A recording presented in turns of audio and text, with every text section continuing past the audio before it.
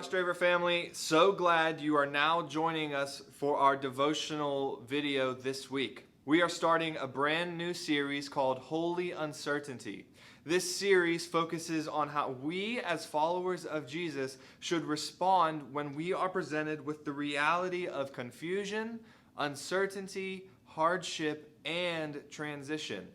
If 2020 has taught me anything, it is that we could not predict anything that would happen. You look at the global pandemic known as COVID-19. None of us could have guessed that this would have happened or the effects that it would have caused on people individually and collectively as a society. We find ourselves in this moment of transition and some of us in hardship because of everything that we've experienced this year. And we have to confess that it's okay to not be okay.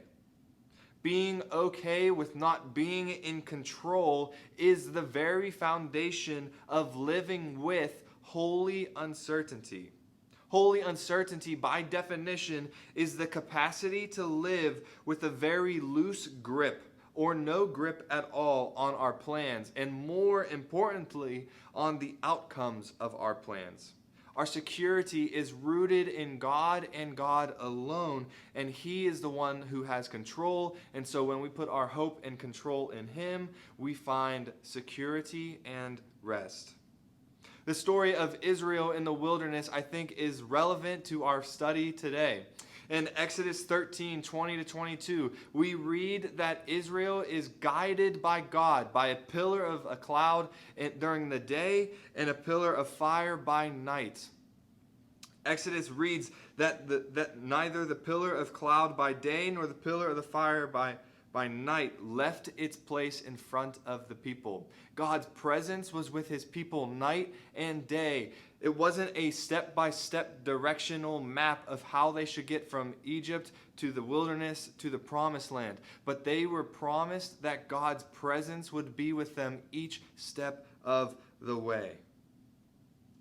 As we look at Israel's history and this story, we are confronted with the invitation that God gives us to this day.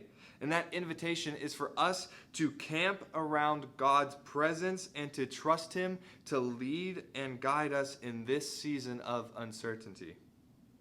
Put in the words of Jesus, we must abide in Him and make our home in Him.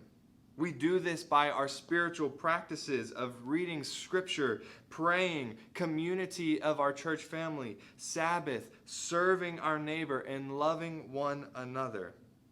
The invitation of God in this season of our life as an individual and as a church family is to rest in His presence and to trust Him to guide us and lead us.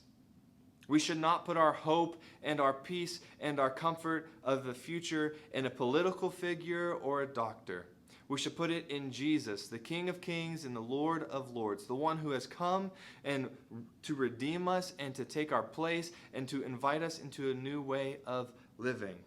This is the invitation I hope you begin to take as I begin to take, as an individual and also as a church family, that we would rest in God's presence in this moment of uncertainty. God bless.